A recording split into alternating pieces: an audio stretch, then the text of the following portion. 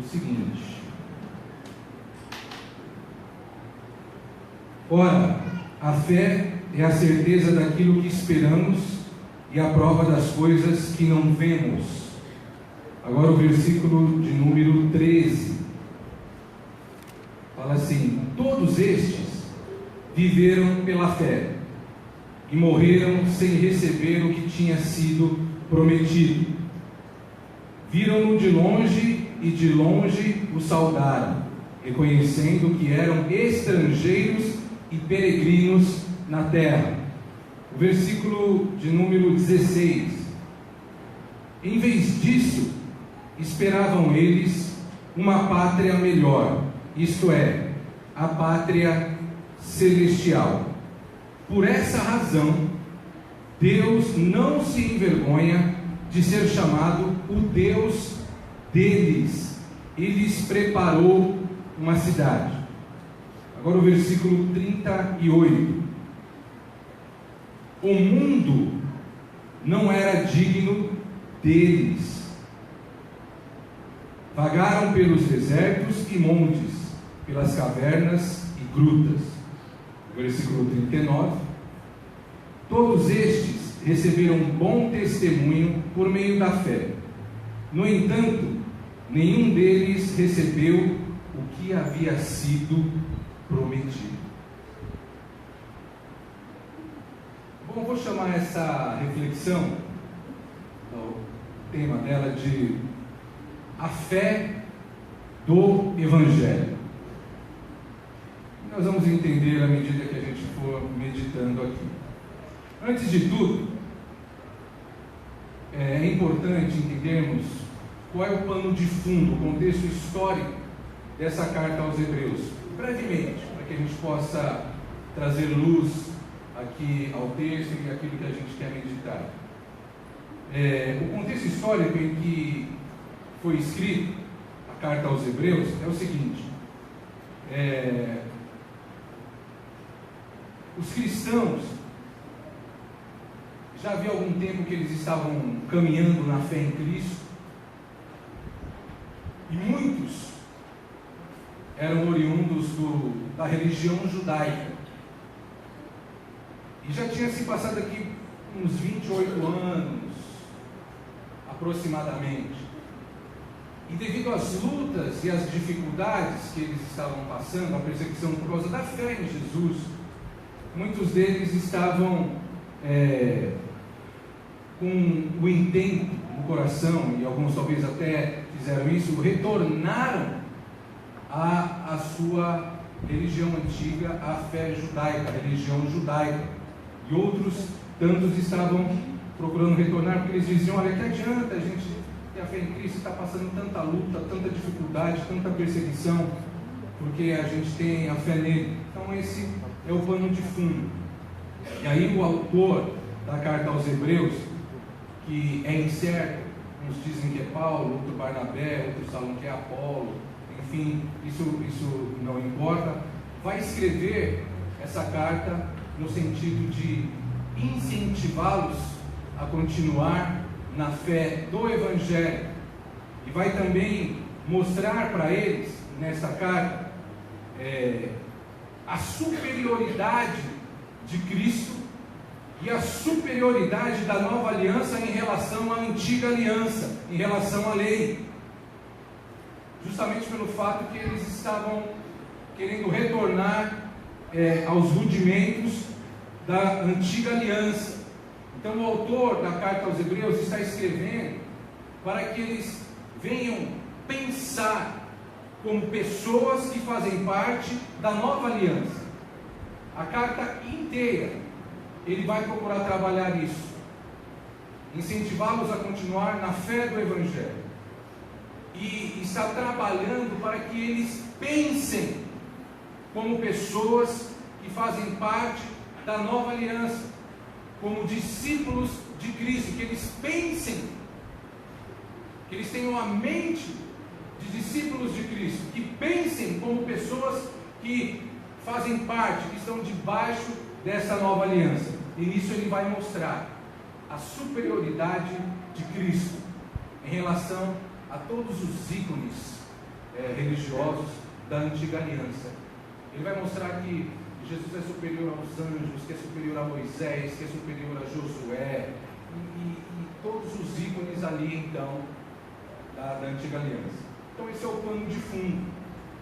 E aí ele está mostrando, ele vem dar uma advertência para que eles permanecessem na fé do Evangelho. Retornar seria um retrocesso fatal para a vida espiritual deles. Eles tinham que perseverar. E essa carta, ela foi escrita antes do ano 70 da era cristã, antes da queda de Jerusalém, porque a ideia que ele vem desenvolvendo, alguns termos que ele usa, algumas frases que ele usa, dá a entender ainda que o templo de Jerusalém ainda está de pé. Então foi escrita antes. Enfim, esse é o pano de fundo para trazer luz para a nossa reflexão. E o texto de Hebreus, capítulo 11, ele é popularmente chamado de Galeria dos Heróis da Fé. Eu não sei se é bom o pessoal popularmente chamar o capítulo 11 de Galeria dos Heróis da Fé, né? Dá a impressão assim de uns crentes, né, super, que saem voando, que dos olhos sai raio de fogo, né? Galeria dos Heróis da Fé, né? E quando você vai ver na realidade, são pessoas comuns. São pessoas sinceras e verdadeiras, pessoas com limitações, assim como eu e você, mas pessoas que amaram a Deus, pessoas que tiveram a fé no Cristo prometido, no Cristo que viria, e portanto, mesmo estando ali debaixo da velha aliança, eles tinham ali a fé do Evangelho.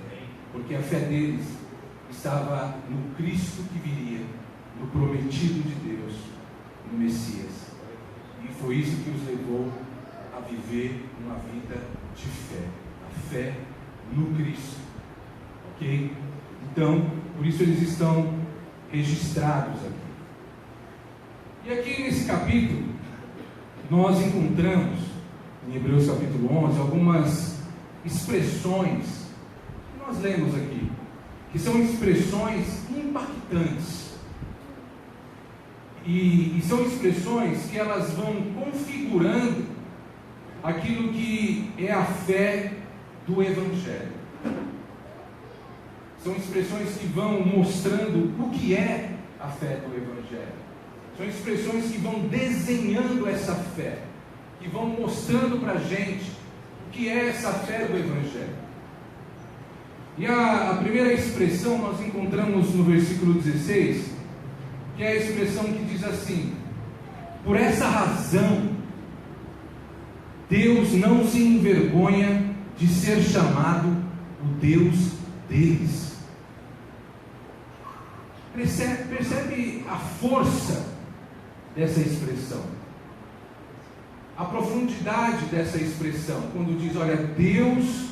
Por essa razão, Deus não se envergonha de ser chamado o Deus deles. Olha que interessante. Deus não se envergonha.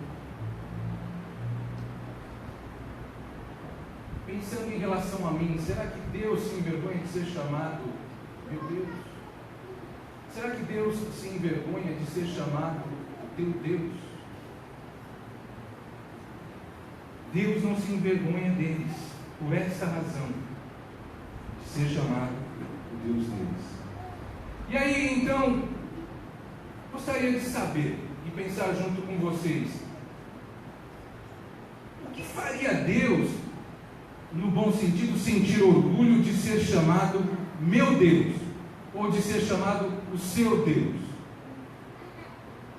A gente tem que perceber o que está no texto, no seu contexto. A gente tem que perceber o que está sendo dito, ok?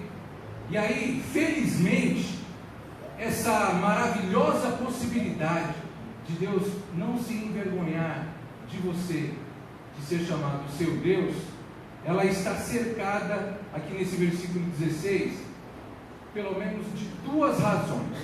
Duas razões. Bom, Deus ele não está envergonhado de ser chamado Deus deles. Por quê? Aqui está dizendo. Porque Ele preparou uma cidade para eles. Quando você começa a ler, aqui você vai perceber isso. Que Deus preparou uma cidade para eles.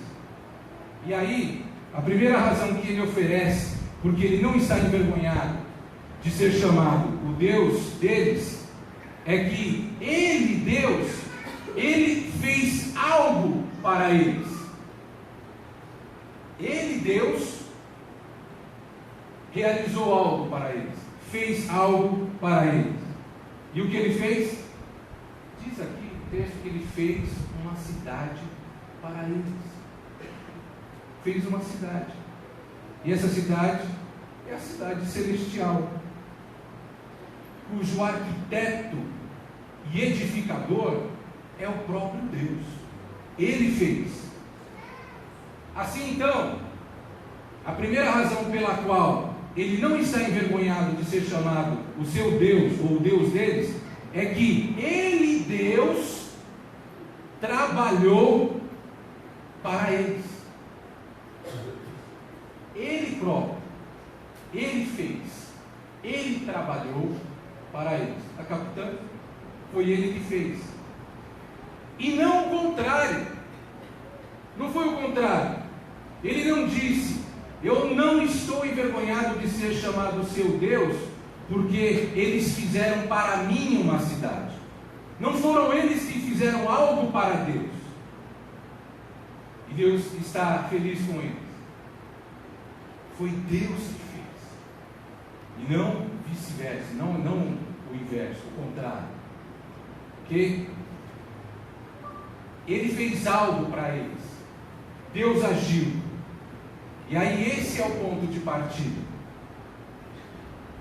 No bom sentido, assim, o orgulho de Deus em ser o Deus deles, ou ser o nosso Deus, está enraizado primeiro naquilo que Ele tem feito por nós, e não naquilo que nós fazemos para Ele, mas naquilo que Ele fez, naquilo que Ele faz. É isso que está sendo dito.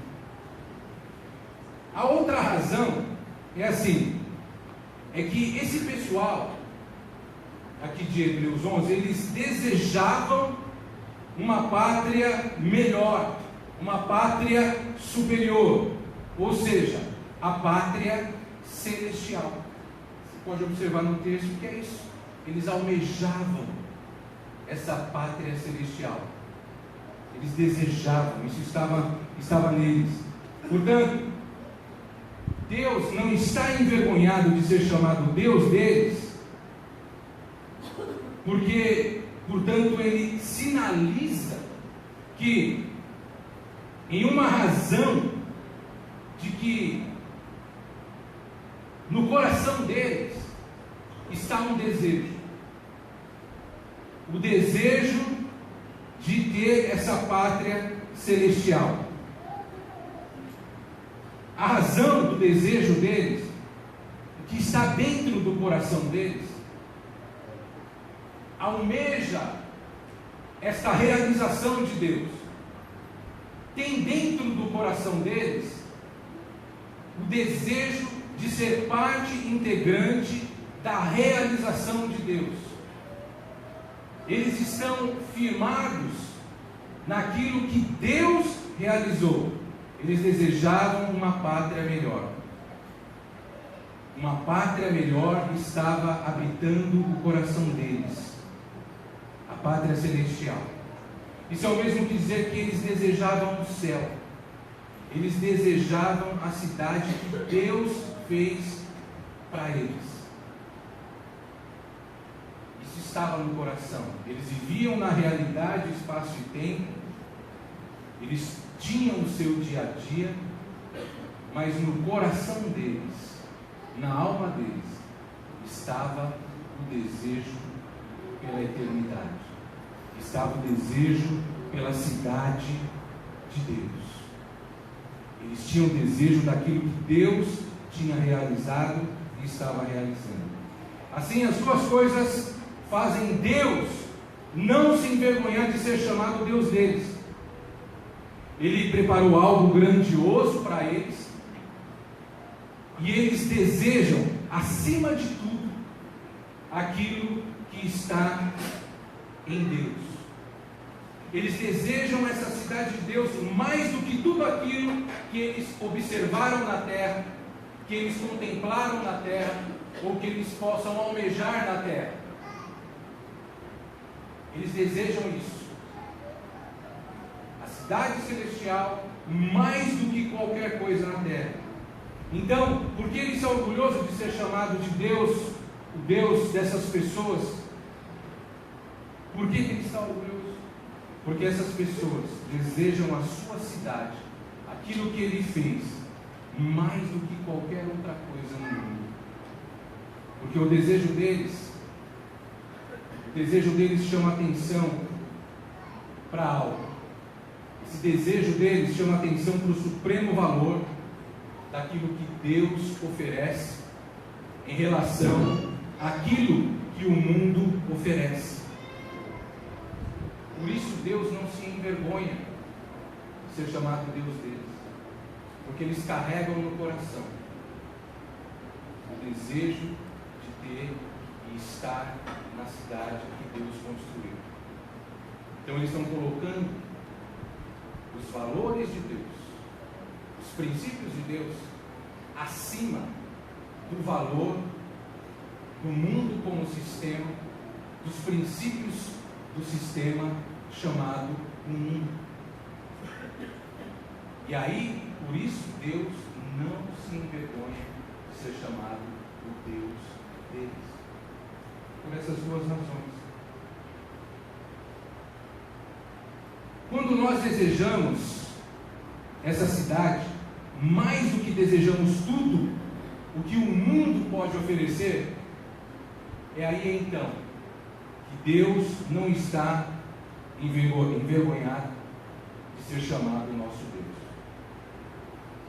Quando a gente tem os princípios de Deus mais fortes falando no nosso coração, quando a gente tem o desejo do transcendente, dessa cidade que Deus preparou, é aí que Deus não se envergonha de ser chamado nosso Deus.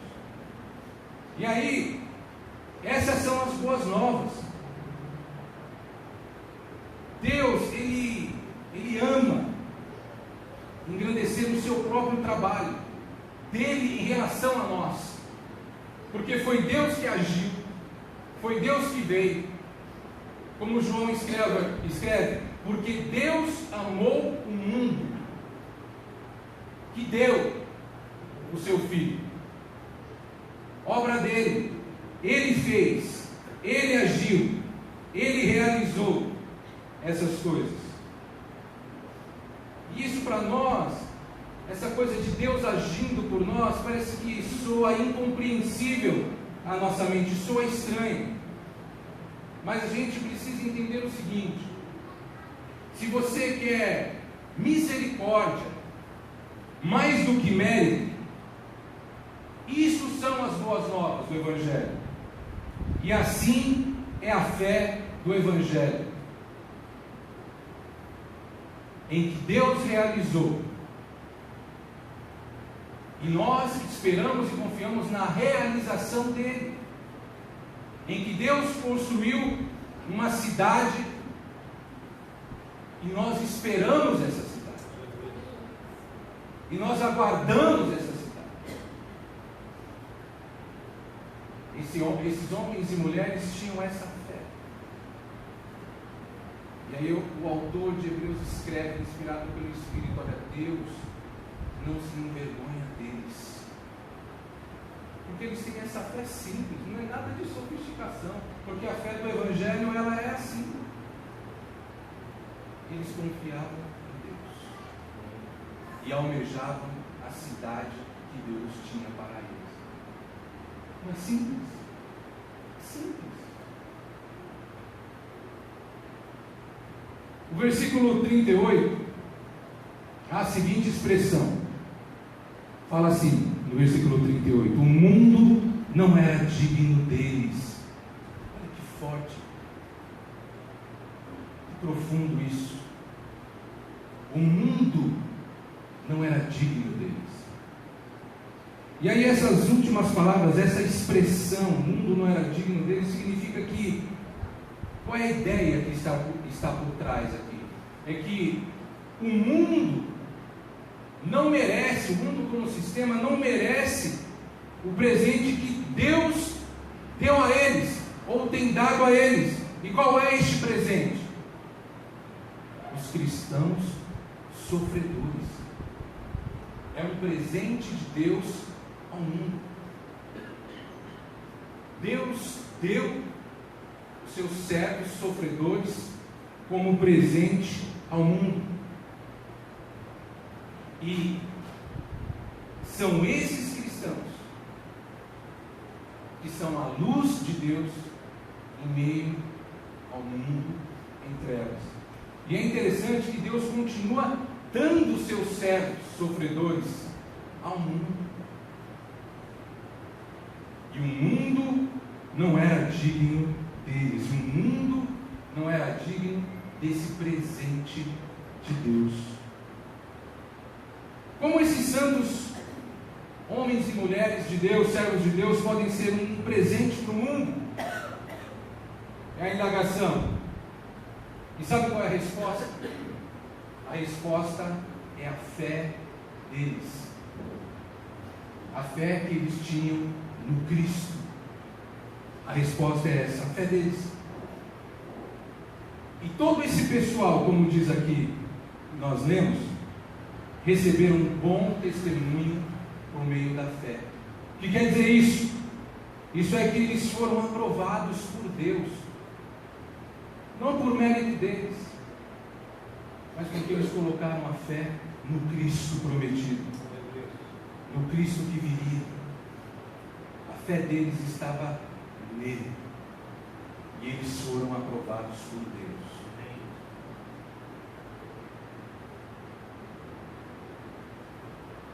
Veja que eles sofreram, quando a gente vai lendo aqui, eles não sofreram porque eles não tinham fé, por falta de fé. Não foi isso.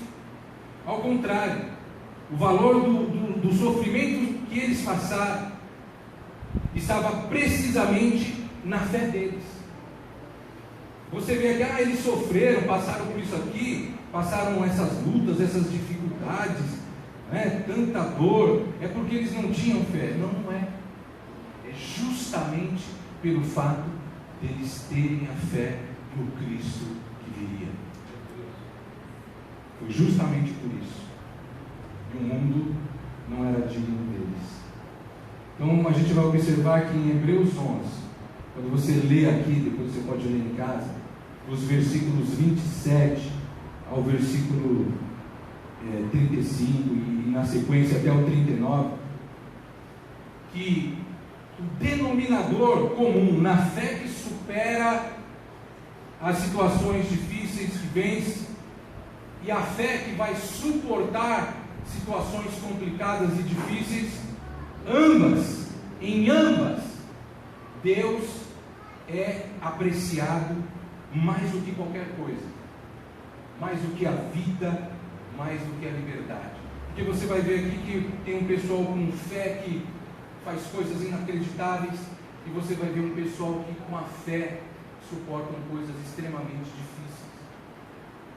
Então o denominador comum disso é que ambas as coisas, em ambas as situações, eles estavam apreciando Deus mais do que todas as coisas, mais do que qualquer coisa, mais do que a própria vida deles.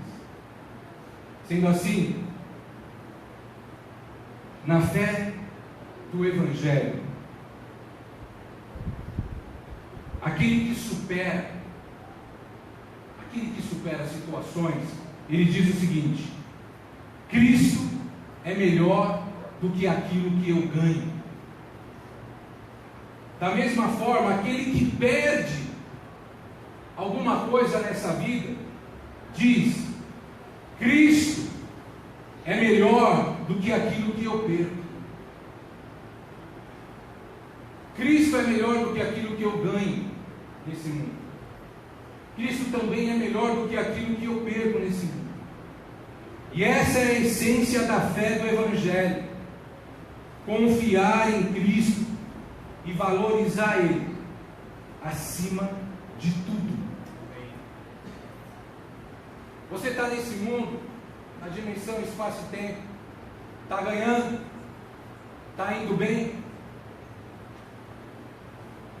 Considere Cristo acima de todo o seu ganho. Está perdendo coisas nessa dimensão, nessa realidade que a gente vive? Saiba que Cristo é maior do que todas as suas perdas.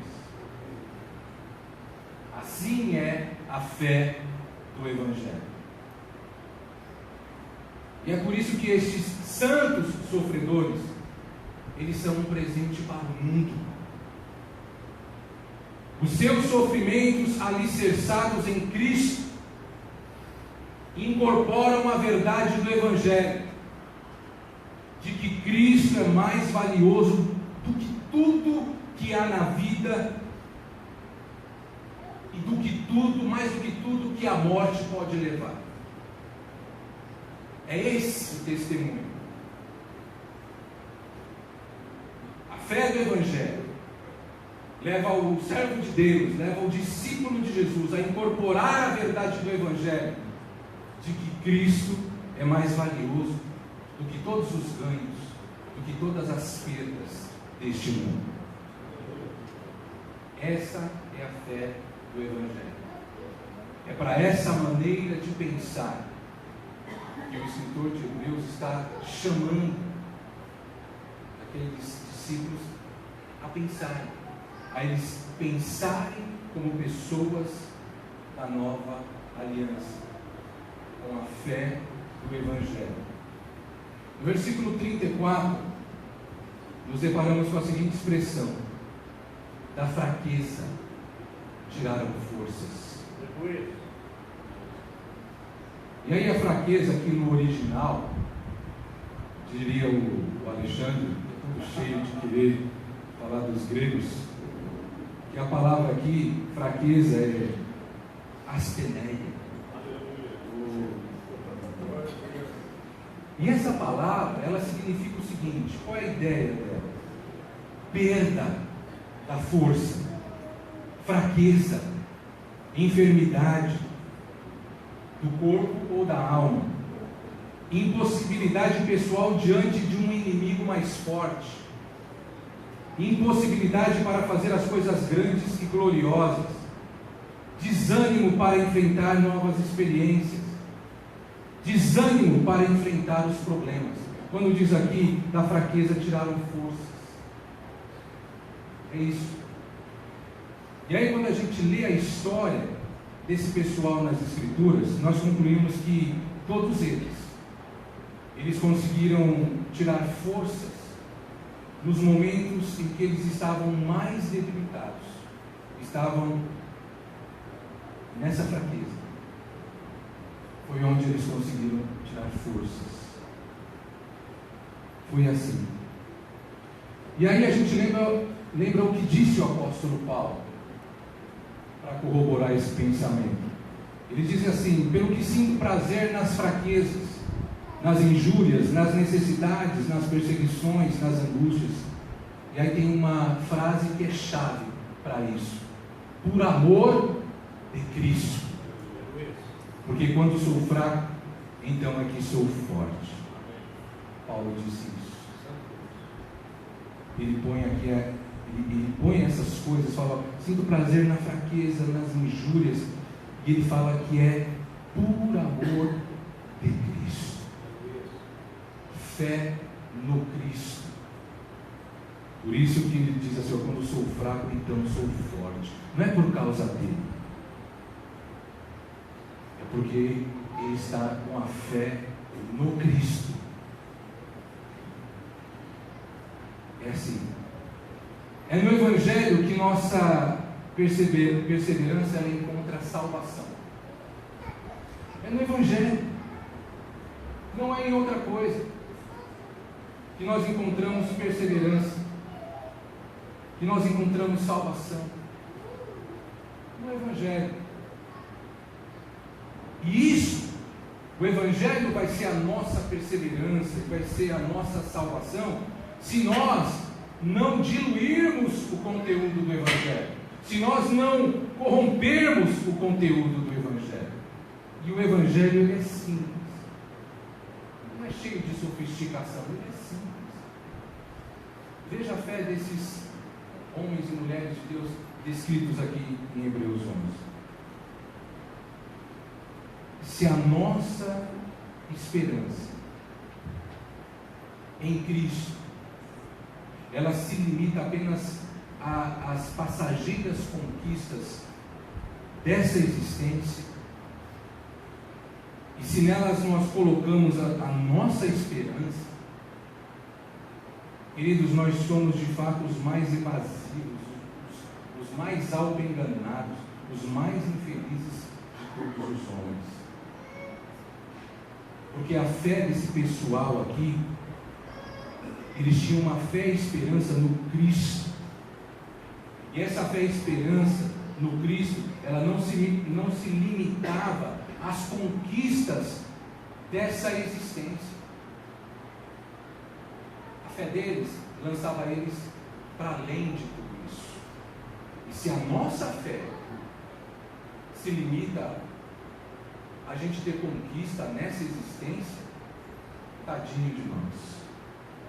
Aí sim nós vamos ser pessoas de quem Deus se envergonha de ser chamado o nosso Deus.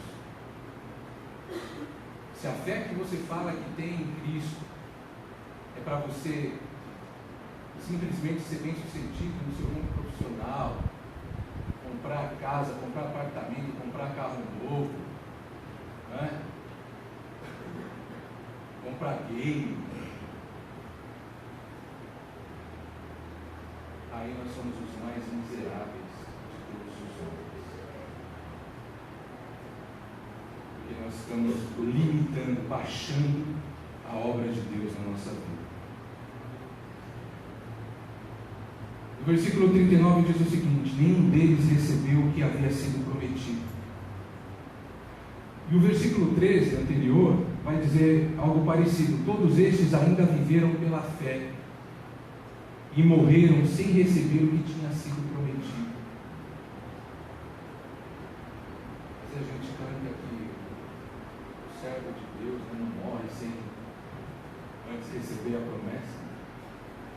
Aqui fala que eles receberam a promessa e não receberam.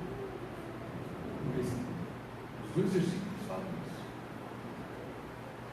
E, no entanto, diz aqui que Deus os aprovou por causa da fé no Cristo. Deus não se envergonha deles, e nem por isso eles ficaram magoados de não alcançarem a promessa que eles cuidaram. De ver nessa dimensão, sabe qual era a promessa que eles estavam esperando? A vinda do Cristo. A promessa para eles era que Deus enviaria o Cristo. E eles morreram sem ver o Cristo encarnado, que era o Deus encarnado. Mas eles viveram firmados nessa promessa. Viram? Não viram. Mas viveram nessa promessa. Então estes homens e mulheres compreenderam que a maior bênção que viria através da sua fé, ela não teria um cumprimento terreno ali, na realidade deles, que eles alcançariam, né, de ver o Cristo e tocar nele. Mas eles tinham a expectativa do celeste, do celestial. Era assim que eles eram movidos. Eles queriam essa cidade celestial estar lá.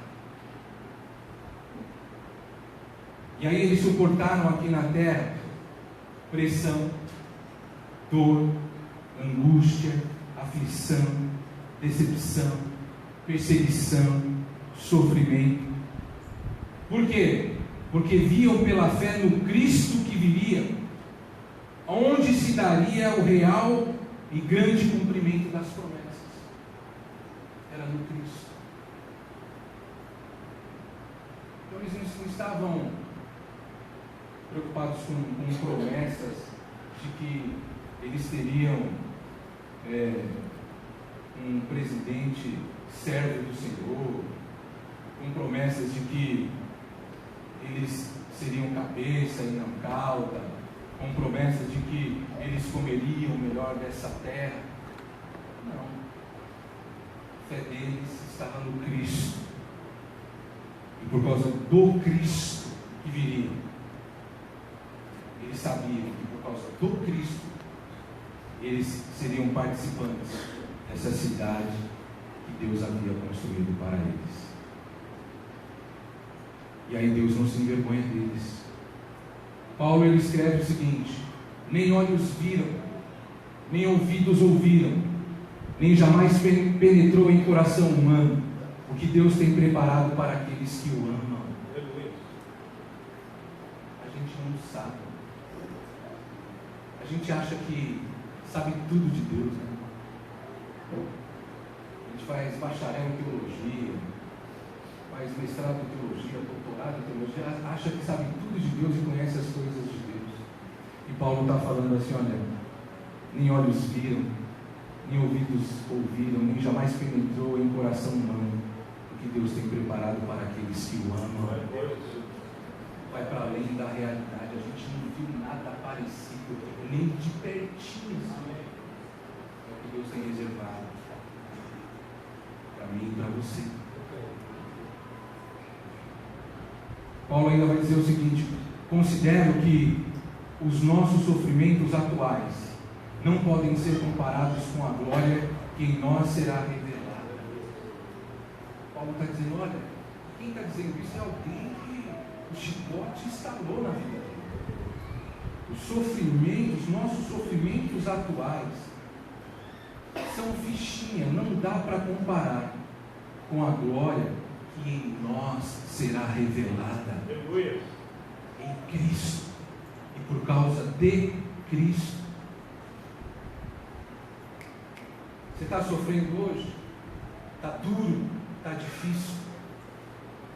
Saiba que a glória que em Cristo em você será revelada é infinitamente maior do que aquilo que você sofre hoje.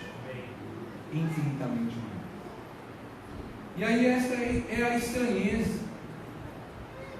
Homens e mulheres, os homens e mulheres mais cheios de fé e os mais esperançosos que já viveram na face da terra, eles não tinham um fundamento de suas esperanças finais aqui na terra.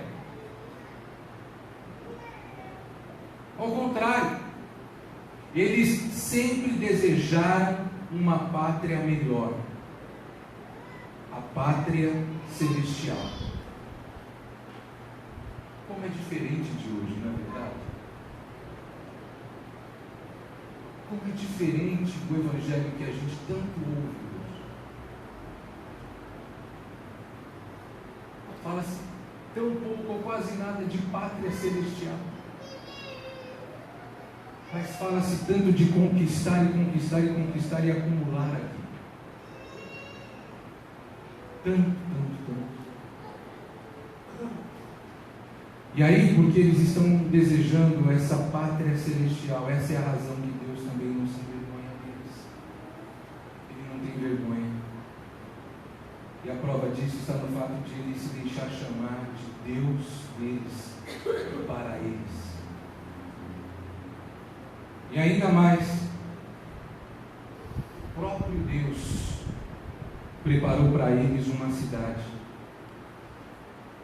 visto que eles confiaram a Deus a construção da sua pousada eterna. Sabe que nós confiamos a Deus a construção da nossa pousada eterna?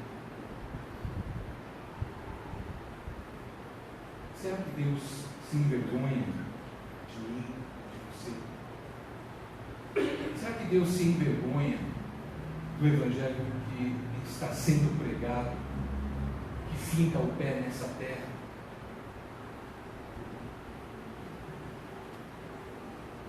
Para a maioria dos cristãos atuais, a fé, ela é apenas uma crença moral e comportamental de um lado, e do outro apenas um poder mágico, mediante o qual se pode conseguir coisas, conseguir bens materiais, proteção em situações ruins. E aí a gente põe um adesivo no carro, livrai-me do mal.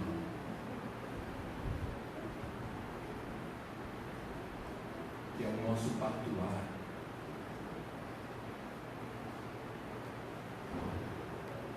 E aí, infelizmente, para a maioria, a fé, ela foi reduzida a isso. Simplesmente. Fé e crença não são a mesma coisa. Fé não é crença. Fé é a certeza das coisas que se esperam e firme convicção de fatos que não se veem. Alguém aqui vê essa cidade celestial que Deus construiu? Alguém viu? Alguém viu?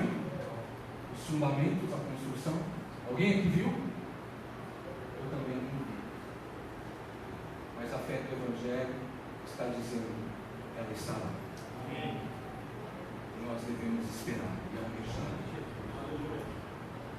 Essa é a fé do Evangelho. Não é a crença.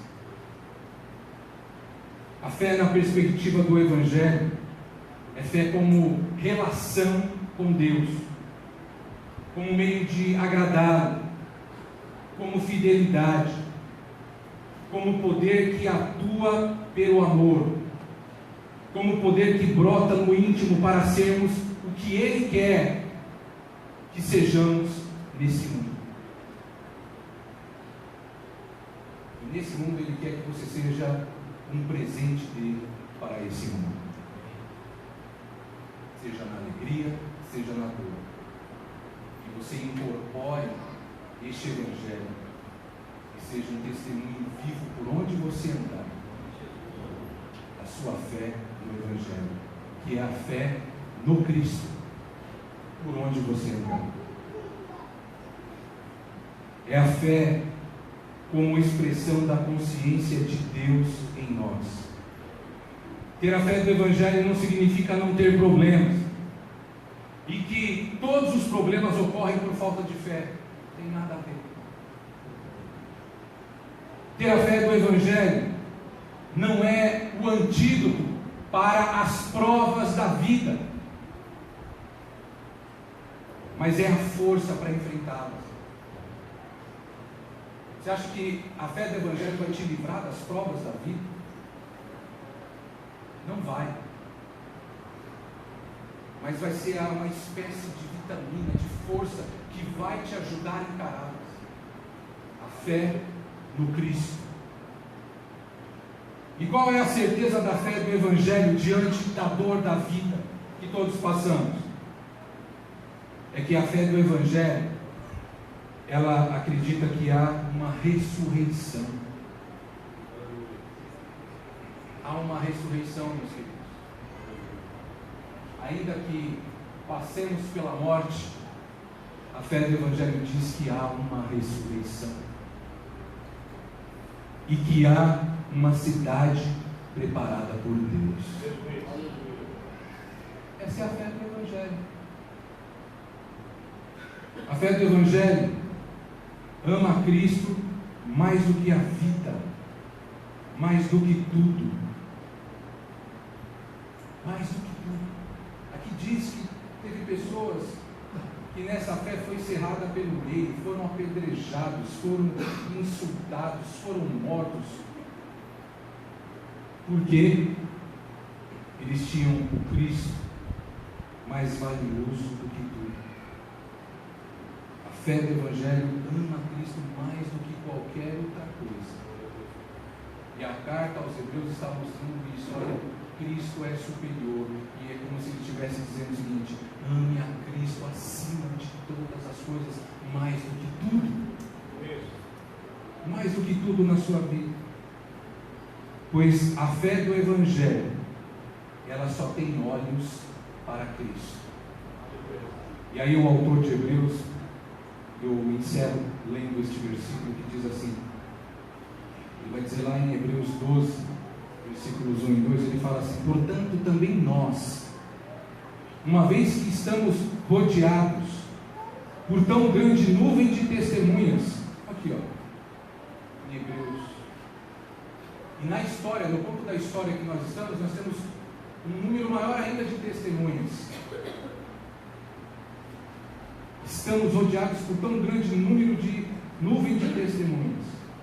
Livremos-nos de tudo o que nos atrapalha e do pecado que nos envolve, e corramos com perseverança a corrida que nos é proposta.